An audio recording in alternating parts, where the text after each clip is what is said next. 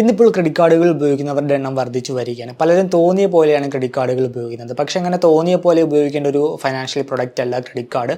വളരെ കെയർഫുള്ളായിട്ട് കൈകാര്യം ചെയ്യേണ്ട ഒരു പ്രൊഡക്റ്റാണ് ക്രെഡിറ്റ് കാർഡുകൾ. നമ്മൾ തെറ്റായിട്ട് യൂസ് ചെയ്ത് കഴിഞ്ഞാൽ പല ഇഷ്യൂസും അത് ഉണ്ടാക്കും. അതിൽ ഏറ്റവും പ്രധാനപ്പെട്ട ഒന്നാണ് പലിശ എന്ന് പറയുന്നത്. ക്രെഡിറ്റ് കാർഡുകളുടെ പലിശ നിരക്ക് വളരെ ഉയർന്നതാണ്. നമ്മൾ യൂസ് ചെയ്യുന്ന എമൗണ്ട് ഡ്യൂ ഡേറ്റിന് മുമ്പായിട്ട് കംപ്ലീറ്റ് ആയിട്ട് റീപേ ചെയ്യാൻ പറ്റിയില്ല എന്നുണ്ടെങ്കിൽ ഈ പറഞ്ഞ ഉയർന്ന പലിശ കൊടുക്കണം. പലിശ നോക്കിക്കഴിഞ്ഞാൽ ക്രെഡിറ്റ് കാർഡുകളുടെ ആനുവൽ ഇൻട്രസ്റ്റ് 40 മുതൽ 45% വരെയൊക്കെയാണ്. ആനുവലി 45% മുകളിലും പലിശയുള്ള പല കാർഡുകളും മാർക്കറ്റിലുണ്ട്. സോ വളരെ ഉയർന്ന പലിശയുള്ളൊരു ഫൈനാൻഷ്യൽ പ്രൊഡക്റ്റാണ് ക്രെഡിറ്റ് കാർഡുകൾ എന്ന് പറയുന്നത്.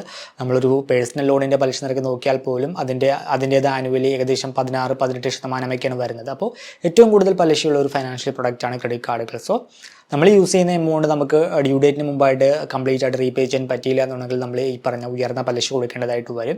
നമുക്ക് കൊടുക്കാൻ പറ്റില്ല എന്നുണ്ടെങ്കിൽ, നമുക്ക് റീപേ ചെയ്യാൻ പറ്റില്ല എന്നുണ്ടെങ്കിൽ നമ്മളൊരു ഡെറ്റ് ട്രാപ്പിൽ ഓവർ എ പീരീഡ് ഓഫ് ടൈമിൽ പോയി പെടുകയും ചെയ്യും. സോ അതാണ് ഏറ്റവും വലിയൊരു പ്രശ്നം എന്ന് പറയുന്നത്. സോ ഓവർ സ്പെൻഡിങ് ഹാബിറ്റൊക്കെ ഉള്ളവരാണെങ്കിൽ ക്രെഡിറ്റ് കാർഡുകൾ യൂസ് ചെയ്യാതിരിക്കുന്നതാണ് ഏറ്റവും ബെറ്റർ ഓപ്ഷൻ. പലിശ മാത്രമല്ല, ക്രെഡിറ്റ് കാർഡുകളുമായി ബന്ധപ്പെട്ട് മറ്റു പല ഫൈനാൻസ് ചാർജുകളും വരുന്നുണ്ട്.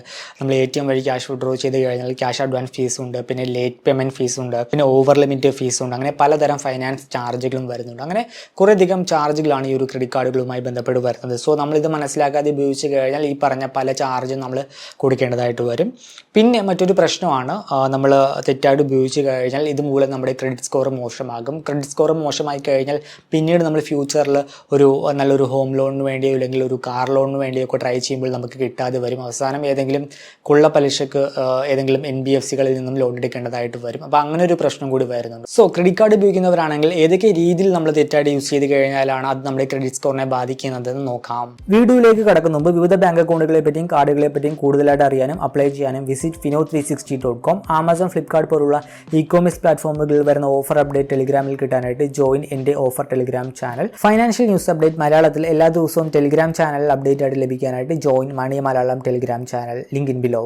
ഒന്നാമത്തെ മിസ്റ്റേക്കാണ് ഓൺ ടൈമിൽ നമ്മൾ ക്രെഡിറ്റ് കാർഡ് ബില്ല് അടക്കാതിരിക്കുന്നത്. നമ്മൾ യൂസ് ചെയ്ത എമൗണ്ട് നമ്മൾ ഡ്യൂ ഡേറ്റിന് മുമ്പായിട്ട് നമ്മൾ റീപേ ചെയ്യണം. നമ്മുടെ ക്രെഡിറ്റ് കാർഡ് ബില്ല് നോക്കിക്കഴിഞ്ഞാൽ അതിനകത്ത് ഡ്യൂ ഡേറ്റ് എന്ന് പറഞ്ഞൊരു ഡ്യൂ ഡേറ്റ് ഉണ്ടാകും.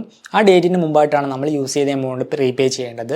അത് കഴിഞ്ഞിട്ട് നമ്മൾ റീപേ ചെയ്തില്ല എന്നുണ്ടെങ്കിൽ ഇത് നമ്മുടെ ക്രെഡിറ്റ് സ്കോർ മോശമാക്കും. റീപേ ചെയ്തില്ല എന്നുണ്ടെങ്കിൽ നമ്മളുടെ കാർഡ് ഇഷ്യൂവർ ക്രെഡിറ്റ് ബ്യൂറോകളെ റിപ്പോർട്ട് ചെയ്യും നമ്മൾ റീപേയ്മെൻറ്റ് ചെയ്തില്ല എന്ന്. സോ അങ്ങനെ നമ്മുടെ ക്രെഡിറ്റ് റിപ്പോർട്ടിൽ ഡ്യൂ മാർക്ക് ചെയ്യപ്പെടുകയും ഇതിലൂടെ നമ്മുടെ സ്കോർ ഡൗൺ ആവുകയും ചെയ്യും. പിന്നീട് നമ്മൾ ഡ്യൂ ഒക്കെ റീപേ ചെയ്ത് നല്ല രീതിയിൽ യൂസ് ചെയ്ത് കഴിഞ്ഞാൽ നമുക്കൊരു പക്ഷേ നമ്മുടെ സ്കോർ നല്ല രീതിയിൽ നമുക്ക് ഇമ്പ്രൂവ് ചെയ്തെടുക്കാം. പക്ഷേ നമ്മുടെ റിപ്പോർട്ടിൽ അപ്പോഴും നമ്മൾ ഡ്യൂ വരുത്തിയ ഒരു റെഡ് ഫ്ലാഗ് ഉണ്ടാകും. അത് വർഷങ്ങളോളം നമ്മുടെ റിപ്പോർട്ടിൽ അവിടെ ഉണ്ടാകും. പിന്നീട് നമ്മൾ നല്ല രീതിയിൽ യൂസ് ചെയ്ത് സ്കോറൊക്കെ ഇമ്പ്രൂവ് ചെയ്ത ശേഷം ഒരു ഹോം ലോണിന് വേണ്ടിയോ അല്ലെങ്കിൽ ഒരു കാർ ലോണിന് വേണ്ടിയോ ഒക്കെ അപ്ലൈ ചെയ്യുമ്പോൾ അവർ റിപ്പോർട്ട് എടുത്ത് ഡീറ്റെയിൽ ആയിട്ട് നോക്കും. അപ്പോൾ സ്കോറൊക്കെ ഓക്കെയാണ്, പക്ഷേ നമ്മുടെ ആ ഒരു ഡ്യൂ വരുത്തിയ ഒരു റെഡ് ഫ്ലാഗ് അവിടെ ഉണ്ടാകും. അതുകൊണ്ട് നമുക്ക് ലോൺ തരാതെ ലോൺ ആപ്ലിക്കേഷൻ റിജക്റ്റ് ചെയ്യപ്പെടാം. ഇല്ലാന്നുണ്ടെങ്കിൽ ഉയർന്ന പലിശ നമ്മളോട് ആവശ്യപ്പെടാം. സോ അതൊരു വലിയൊരു പ്രശ്നം തന്നെയാണ്. അതുകൊണ്ട് തന്നെ ക്രെഡിറ്റ് കാർഡ് ഉപയോഗിക്കുന്നവരാണെങ്കിൽ ഡ്യൂ ഡേറ്റിന് മുമ്പായിട്ട് നമ്മൾ യൂസ് ചെയ്ത എമൗണ്ട് റീപേ ചെയ്യുക, ഒരിക്കലും ഡ്യൂ വരുത്താതിരിക്കുക. പിന്നെ ചെയ്യുന്നൊരു മിസ്റ്റേക്കാണ് high credit utilization ratio. Credit card എടുത്തിട്ട് നമ്മൾ അതിൻ്റെ ലിമിറ്റൊക്കെ കംപ്ലീറ്റ് ആയിട്ട് യൂസ് ചെയ്ത് കഴിഞ്ഞാൽ ഇത് നമ്മുടെ ക്രെഡിറ്റ് സ്കോറിനെ മോശമായിട്ട് ബാധിക്കും. ക്രെഡിറ്റ് സ്കോർ നിർണ്ണയിക്കുന്ന ഫാക്ടേഴ്സിൽ ഒന്നാണ് ഈ ഒരു credit utilization ratio. Expert opinion അനുസരിച്ച് നമ്മുടെ ലിമിറ്റിൻ്റെ 30% താഴെ മാത്രം യൂസ് ചെയ്യുന്നതാണ് എപ്പോഴും നല്ലത്. നമ്മൾ ലോങ് ടൈമിൽ ഈ രീതിയിൽ എപ്പോഴും 30% താഴെ മാത്രം യൂസ് ചെയ്ത് കഴിഞ്ഞാൽ ഇതിലൂടെ നമ്മുടെ സ്കോർ നമുക്ക് ഇമ്പ്രൂവ് ചെയ്യാനായിട്ട് സാധിക്കും. പിന്നെ നമുക്ക് മൾട്ടിപ്പിൾ ക്രെഡിറ്റ് കാർഡുകൾ ഉണ്ടെങ്കിൽ എല്ലാ കാർഡുകളുടെയും കൂടി ടോട്ടൽ ലിമിറ്റിൻ്റെ അണ്ടറിലായിരിക്കും ഒരു യൂട്ടിലൈസേഷൻ നിർണ്ണയിക്കുന്നത്. അതുകൊണ്ട് തന്നെ നമുക്കിപ്പോൾ ലിമിറ്റൊക്കെ കുറവാണെങ്കിൽ ഈ രീതിയിൽ മൾട്ടിപ്പിൾ ക്രെഡിറ്റ് കാർഡ് യൂസ് ചെയ്യുക വഴി നമുക്ക് യൂട്ടിലൈസേഷൻ റേഷ്യോ കുറച്ച് നിർത്തുവാനായിട്ട് സാധിക്കും. ഇപ്പോൾ നമ്മളൊരു തവണ അല്ലെങ്കിൽ 2 തവണയൊക്കെ നമ്മൾ കംപ്ലീറ്റ് ആയിട്ട് നമ്മുടെ ലിമിറ്റ് യൂസ് ചെയ്തു, ഇതുമൂലം നമ്മുടെ സ്കോർ ഡൗൺ ആയി കഴിഞ്ഞാൽ പിന്നീട് നമ്മൾ നല്ല രീതിയിൽ യൂസ് ചെയ്ത് കഴിഞ്ഞാൽ നമുക്ക് ഈ ഒരു സ്കോർ നമുക്ക് ഇമ്പ്രൂവ് ചെയ്തെടുക്കാനായിട്ട് സാധിക്കും. നമ്മുടെ റിപ്പോർട്ടിൽ പ്രത്യേകിച്ച് റെഡ് ഫ്ലാഗോ കാര്യങ്ങളോ ഒന്നും തന്നെ വരുന്നില്ല. അതേസമയം നമ്മൾ ഡ്യൂ വരുത്തി കഴിഞ്ഞാൽ നമുക്ക് പിന്നീട് സ്കോർ ഇമ്പ്രൂവ് ചെയ്തെടുക്കുവാനായിട്ട് സാധിക്കുമെങ്കിലും അവിടെ ഒരു റെഡ് ഫ്ലാഗ് ഉണ്ടാകും. നമ്മൾ ഡ്യൂ വരുത്തി എന്നുള്ളൊരു റെക്കോർഡ് വർഷങ്ങളോളം നമ്മുടെ റിപ്പോർട്ടിൽ ഉണ്ടാകും.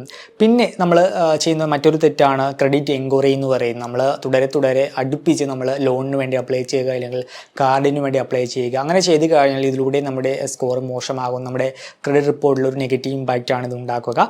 നമ്മളിങ്ങനെ കണ്ടിന്യൂസ് ആയിട്ട് അപ്ലൈ ചെയ്യുമ്പോൾ ഫൈനാൻഷ്യൽ ഏജൻസീസ് വിചാരിക്കുന്നത് നമ്മൾ ഫൈനാൻഷ്യലി വീക്കാണ്, അതുകൊണ്ടാണ് നമ്മൾ ഈ രീതിയിൽ കണ്ടിന്യൂസ് ആയിട്ട് ലോണിന് വേണ്ടി അപ്ലൈ ചെയ്യുന്നത് അല്ലെങ്കിൽ കാർഡിന് വേണ്ടി അപ്ലൈ ചെയ്യുന്നത് എന്നാണ്. ഇങ്ങനെ അടുപ്പിച്ച് അപ്ലൈ ചെയ്യുമ്പോൾ പലപ്പോഴും നമ്മുടെ സ്കോർ കുറഞ്ഞില്ല എന്ന് വരാം. കുറഞ്ഞില്ലെങ്കിൽ കൂടി നമ്മൾ ആ ഒരു സമയത്ത് പോയിട്ട് ഒരു ഹോം ലോണിന് വേണ്ടി അപ്ലൈ ചെയ്യുമ്പോൾ ഇല്ലെങ്കിൽ ഒരു കാർ ലോണിന് വേണ്ടി അപ്ലൈ ചെയ്യുമ്പോൾ അപ്പോൾ അത് ഒരു നെഗറ്റീവ് ഫാക്ടറായിട്ട് അവർ കൺസിഡർ ചെയ്യും. നമ്മളിങ്ങനെ കണ്ടിന്യൂസ് ആയിട്ട് ക്രെഡിറ്റ് കാർഡിന് വേണ്ടി അപ്ലൈ ചെയ്തതും ഇല്ലെങ്കിൽ ഒരു ലോണിന് വേണ്ടി അപ്ലൈ ചെയ്തു. സോ ഇങ്ങനെ കണ്ടിന്യൂസ് ആയിട്ട് ലോൺ പ്രൊഡക്റ്റുകൾക്ക് വേണ്ടി അപ്ലൈ ചെയ്യാതിരിക്കുക. എക്സ്പെർട്ട് ഒപ്പീനിയൻ അനുസരിച്ച് ഒരു മിനിമം ഒരു 3 മാസം മുതൽ 6 മാസം വരെ ഗ്യാപ്പ് ഇട്ടതിന് ശേഷം വീണ്ടും അപ്ലൈ ചെയ്യുന്നതാണ് ഏറ്റവും ബെറ്റർ ഓപ്ഷൻ. പിന്നെ ചെയ്യുന്ന ഒരു മിസ്റ്റേക്കാണ് നമ്മൾ കുറേയധികം ലോൺ ഇല്ലെങ്കിൽ കുറേയധികം ക്രെഡിറ്റ് കാർഡ് എടുത്ത് നമ്മൾ ഉപയോഗിക്കുന്നത്. അങ്ങനെ ഉപയോഗിക്കുവാൻ നേരത്തെ ഇതും നമ്മുടെ റിപ്പോർട്ടിൽ ഒരു നെഗറ്റീവ് ഇമ്പാക്റ്റ് ആണ് ഉണ്ടാക്കുക.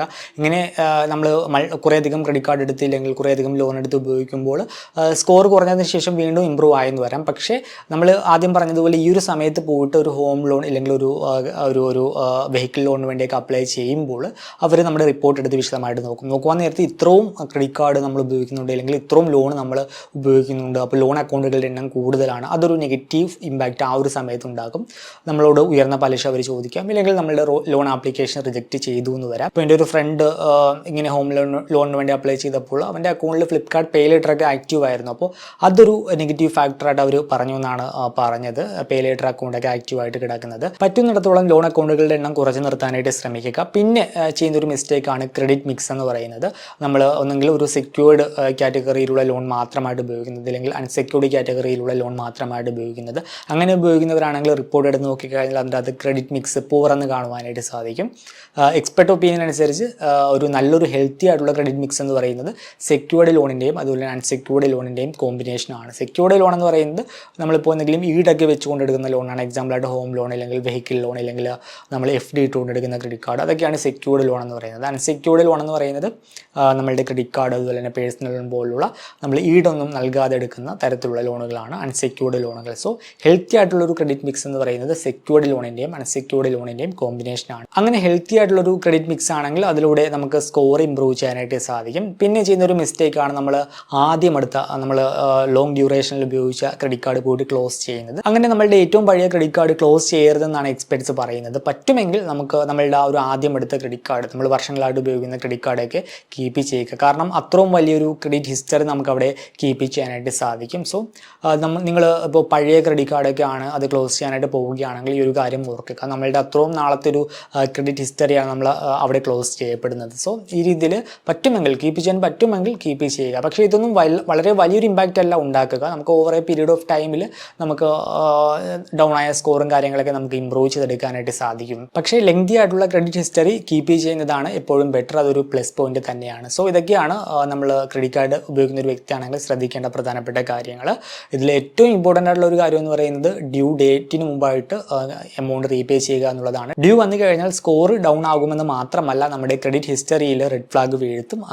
നമ്മൾ പിന്നീട് സ്കോർ നമ്മൾ ഇമ്പ്രൂവ് ചെയ്ത് കഴിഞ്ഞാൽ കൂടി നമ്മുടെ റിപ്പോർട്ടിൽ ആ ഒരു ഡ്യൂ വർഷങ്ങളോളം ഉണ്ടാകും. സോ അതൊരു വളരെ വലിയൊരു ഇമ്പാക്റ്റ് ആണ് ഉണ്ടാക്കുക. സോ ക്രെഡിറ്റ് കാർഡ് ഉപയോഗിക്കുന്നവരാണെങ്കിൽ യൂസ് ചെയ്ത എമൗണ്ട് ഡ്യൂ ഡേറ്റിന് മുമ്പായിട്ട് റീപേ ചെയ്യുക.